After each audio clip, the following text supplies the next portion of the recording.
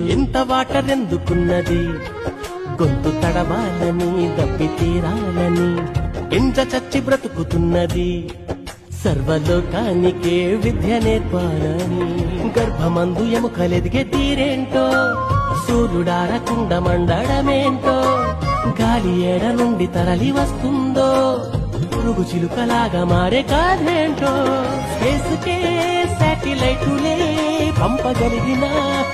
science కైనా తెలుసునా అలా కడలిలో అలా ఎగసి పడుతూ పరుగులిడుతూ తీరాన్ని చేరాక ఆగేది ఎందుకలా